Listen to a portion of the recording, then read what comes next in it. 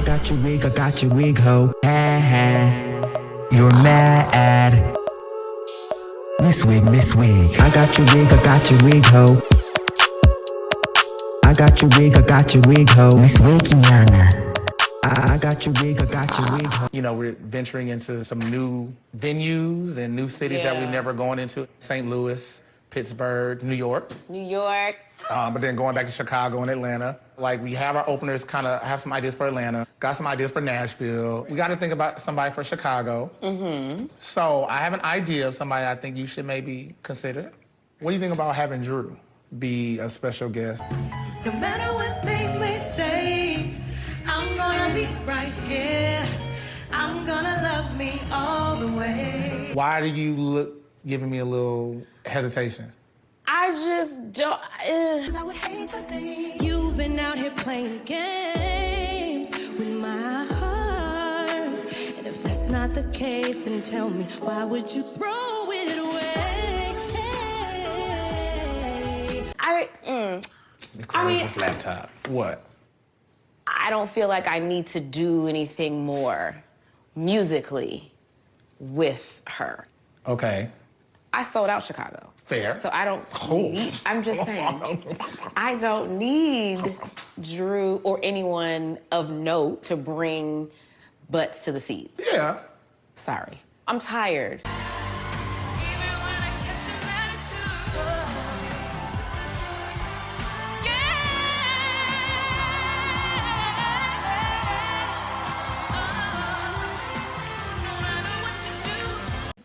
I wanted to like update you on the things that the women have been talking about. So recently, Giselle invited me over to her house. I'm like, okay, great. Talk to these two because I know that they also love you. We are here to support you as it relates to Juan. So this is just an open forum to talk. We had conversations about this. Right. And prior. That's the thing. I'm trying to like help them understand. Like, okay, just because like this stuff is news to you, like, it's not news to me. That was foolish, but we chose to move forward. We chose to get married. I wasn't expecting like the firestorm that came out of it. I don't care. I don't deal with a lot of people already. But she's making it about me and how that makes me look. Every other day, it's a headline. But there's one person at the center of it. What do you want me to do, Giselle? No. I just want you to be happy. I want you to live your best life. Well, I don't care how it makes me look. And so she wants me to be mad at... Get mad. Go ahead. Get mad. Get mad, Robbie. Curse me out, please. I mean, really nothing that they say is of importance to me. I don't really, how am I being held accountable? Did I do something to them? Did I commit a crime? Like, I'm just trying to, like, what needs to be happening here? You know what I mean? I don't really understand. And so I think they're expecting something else. They're expecting me to dance around and hide, you know, oh, I'm not talking about it. Oh, and that's the total opposite. Like, I'm in the season, I'm like, okay, it's you know, we're talking about it, it's in the news, it's in social media, we'll talk about it. I'm not hiding from anything, but just because I chose not to share something about my life that wasn't relevant at the time when we were filming season 7, that doesn't mean you're supposed to walk in front of a camera and then all of a sudden make up a storyline with my husband and say, hey, you remember when you did that to me? I'm really upset about it, even though we resolved it. Like, I can't live my relationship like that. I'm not doing that to my husband, to my best friend of since 1996. I'm not doing that to him. You know what I mean? Exactly. Everybody have issues that they deal with, and some people handle them differently. This is the thing. The world wants to tear us apart, right? And yes, my joy has been taken, but it's not Juan's fault. All right, so just checking in with you. How are you doing since you've... What, work? Yeah. I'm cool. Robin, Juan has been in the news lately because a Coppin State player of his on the team came to him to report being sexually harassed by the assistant coach. And he failed to report it. What can you tell us about this? And How's it affecting your family? This is Ibn Williams, a hooper at Coppin State. His head coach is Juan Dixon, seen here, the former Maryland Terrapin star and NBA player, plus Lucian Brownlee, director of player development and director of basketball operations, who is accused of catfishing, then blackmailing his own player, Ibn Williams. Dixon was informed of what went down and failed to take action against Brownlee and support his former player, Williams. Brownlee harassed, tormented, and essayed Williams before publishing intimate material he had obtained from the student. The things that have been alleged, the wrongdoings that have been alleged that Juan supposedly did are not true. And I know that he handled the situation exactly the way I would want somebody to handle a situation for my own children. You're not taking away what the victim is alleging about the harassment. I'm not disputing the catfishing and whatever else went on between those two young men at all. I am saying the wrongdoings that they are saying that Juan did not happen. And it's just unfortunate that Juan was kind of used as clickbait to really push this story. You're like, making calls, keeping your eyes open. I'm trying. It's a lot of time left. I'm not going to rush the process. I know we did everything at a high level at my previous job. It's just unfortunate, I have a lawsuit. Dixon was informed of what went down and failed to take action against Brownlee and support his former player, Williams. In the complaint, Williams says he received messages through his socials from a woman. Williams reportedly was enticed into sending images of himself to this person of a sexual nature he believed were private and in the context of developing a romantic relationship, the lawsuit says. With the exchange of photos and videos, Williams was exploited by the woman into sending more, or else she was going to publish them. With threats of Williams losing his place on the team, plus his tuition, room, and board payments, Williams felt he had no choice but to continue responding to his tormentor. This is when Brownlee, a fellow player of Williams's at the time at Coppin State, revealed to Williams that he had also been blackmailed by the same woman, of course put in quotes. The blackmailer then ordered the two men to record themselves having sex and send it to said tormentor. At first, Williams didn't oblige, but with fall semesters beginning, he complied per the suit. Williams' attorney is Daniel Epstein of Epstein Ostrov. And this is where Epstein reached the eye-opening conclusion. By information and belief, the blackmailer was Coach Brownlee, the complaint says. Williams, with unaliving himself on his mind because of how much he was tormented, went to his family and basically said there is rampant drug use when they're on the road. So Williams' father meets with Dixon, and Coach Dixon basically says he's helpless to address the drug issue. Fall of 2020, Williams returns to campus and the blackmailing continues. This time, Williams, though, didn't respond when he returned to campus, and that's when the material used to blackmail plaintiff was published and revealed to members of the team, staff, and the public, the lawsuit says.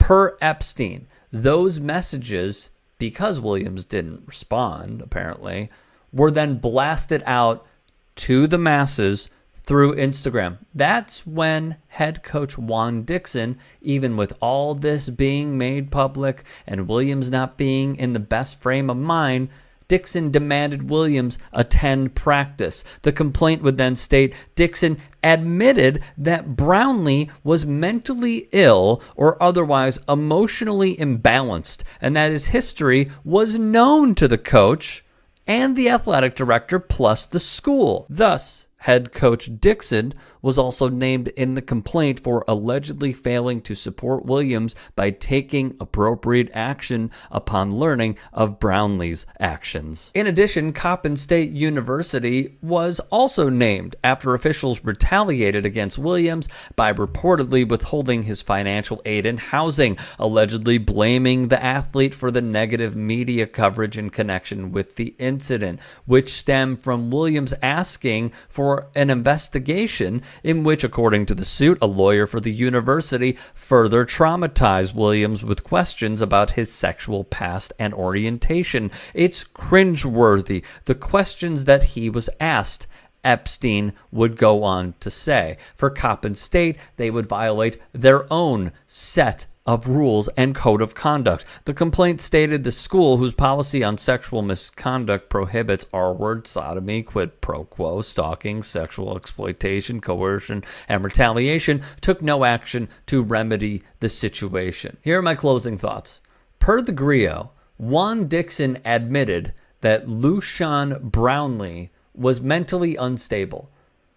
Why hire him in the first place without vetting this candidate for a position on your staff? That falls on Juan Dixon, which of course will then lead to trauma for Williams, Williams's family, and any kids that Williams will have. Very unfortunate. It'll be a blessing. All I do is love my guys. It'll be a blessing when the lawsuit All I do is love my guys. resolved. I love my guys hard. And they love me back, and that's unfortunate. I'm really okay. I know things are going to work out. Hi, Nia. Hi. So I'm going to sit over here since Karen's not hugging me any longer. How you doing? Can we start? Oh, okay. Thank you. So pretty. Oh, so congratulations on your house. Thank you. You changed it up a little bit. Ciao. Now, why is the liar? So apparently when Chris was talking to Deborah, I guess Eddie came over, and the consensus seemed to be that Eddie was being flirtatious. You have never met this man before. No, first time I met him. And then Eddie, that thing that's the name, Happy Eddie comes over. Yeah. Who's Happy Eddie? Wendy's husband. You have always made me feel like another. I hold you in a very special place. I want you to know that. But sometimes, Ashley, It's fair. Go ahead. I have questions. With everything that transpired with Deborah. I introduced myself too. He said, oh, hey, Deborah, how are you? He was very flirty. If I didn't know he was married, I wouldn't have known. Next time I see him, we'll have a longer conversation. So number one, part of why you may not see that I am trustworthy fully is because we just don't really spend the time together. Wendy says that Giselle should have been the one to bring up the Eddie rumors to her and not you, Ashley. With Giselle, the same way she wanted to have the conversation with me at dinner, if you really were hearing these things, why didn't she do this? Do you look back on this now and think maybe Giselle should have had the discussion with her? No, ultimately, the conversation was had between Giselle and I at the same time. I was a part of that conversation as well. So I also have a responsibility, I feel, to have a discussion with Wendy. I don't know why it would only have to be coming from Giselle, when, again, both of us were a part of that. Giselle and Wendy had a friendship. They had a rapport. They were close. Wendy referred to Giselle as her big sister. So, yeah, I expect Giselle to be concerned. But please, pray tell, help me to understand, what does forehead have to do with any of this? What does Ashley bring to this situation? Why are you emoting Giselle to Ashley, of all people, if you are concerned? We haven't really had instances where we, kiki and do things, with our kids or whatever. And I invited you to Cameron's birthday party. I know, and that's fair. Yeah. I will say that in that vein, so only because I talked about it with Nneka. We just I was talking about you, how esteemed you are, how professional you are, and this and that. I told her that you were a doctor.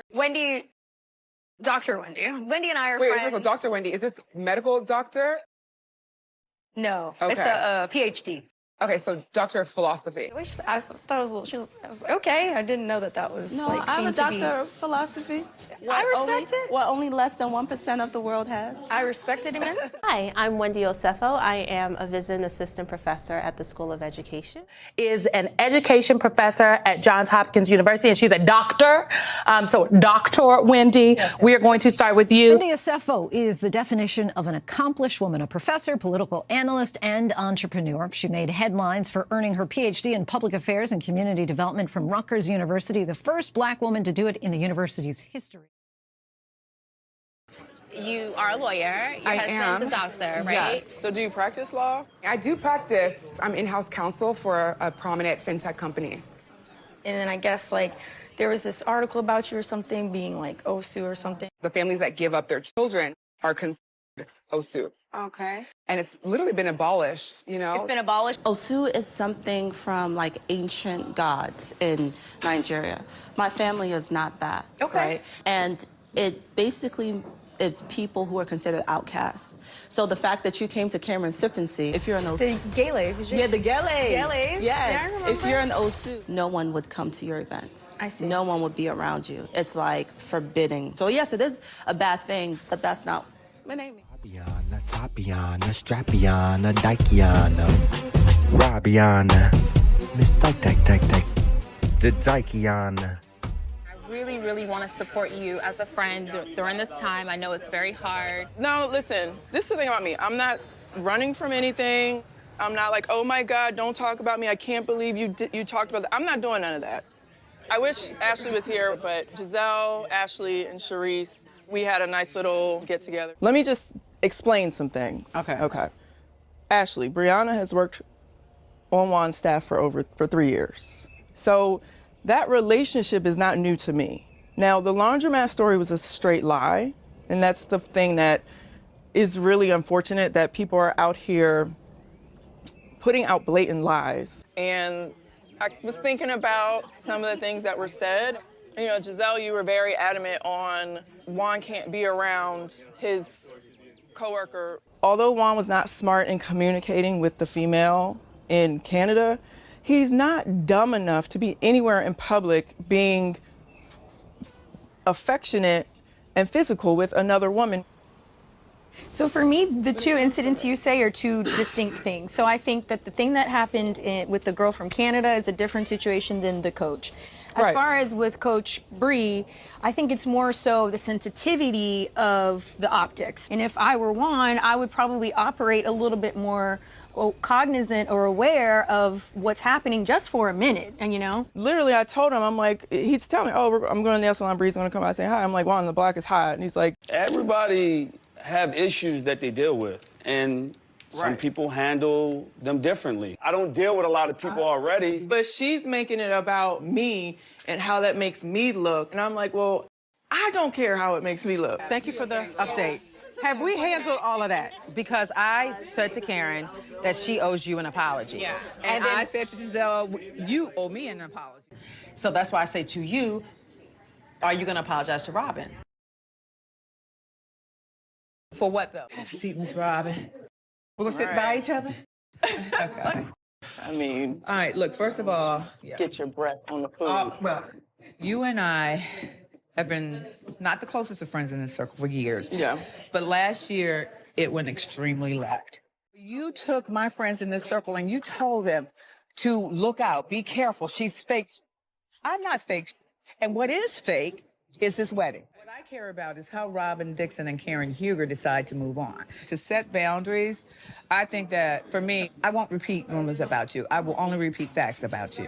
I want you to do the same thing. Let's be clear. We worked through it. There is great conversation between Robin and I. We banter back and forth. And the only person on this platform that makes no fucking sense is Robin Dixon. Okay. Can you all tell that she's obsessed with me? She is extremely obsessed with me, and you will see it in season 8. Your marriage, is it open or is it traditional? We have a traditional marriage. Okay. We do not have an open marriage. We're married legally. Yes. All right. That's all I need to know. You know, she already made it very clear that she said she doesn't want to. If somebody threw a drink on you, would you? Mia, I didn't understand why you threw a drink at Wendy. She didn't really say anything bad about your husband. You got one, Wendy, you got one more time. Imagine a woman throwing a drink on another woman for not calling a man. No. What type of woman does that? So the way that I remember it, Andy, there was a lot of things that were said. Like she just kept like just coming at and just spitting things out that had absolutely nothing to do with what I was trying to talk about. But that's not true. And I'm talking to Andy. And I had enough. Look at the CEO. Look at the CEO. Look at the CEO. Look at the CEO. And you can't talk about women's empowerment when the moment you get a chance to beat someone down, you beat them down. Why not uplift me, Wendy? Because you're slow. I can't uplift you. You're too low down. I am such in a good place. Love your energy. Love yours. Love yours. Excited about my show. So we're going to move on to other delusions, and now we're going to see Mia and her sugar daddy, her granddad. Okay, I'm not going to do too much. I'm not age shaming. I'm just saying, like, she just basically admitted recently that this man was just nothing but a sugar daddy for her. Okay, let's get into them. I am not going to walk away from $500,000, which is what the company owes me. I'll give ourselves a pat on the back because we pivoted pretty quickly once we got through our 2 or 3 months of War Is Us and did we do anything wrong? And babe, you went through a whole depression. Ooh, how rude of my ass. I forgot to set up the scene. Well, Gordon and Mia are talking about them being broke as fuck now and having to move out of their house within a year in this bitch because they were kicked out and locked out of their accounts of the business and so on. I don't know the exact details, but I know that he is fired or something of the sort like that.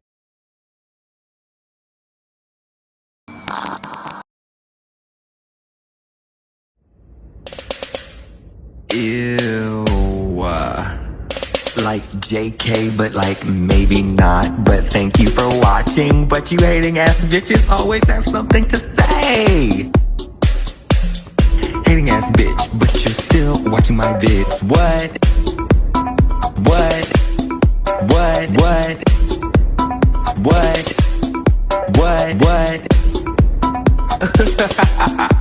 You're so upset. But that's like okay because have a piece of bread, have a Xanax, relax because I said what I said.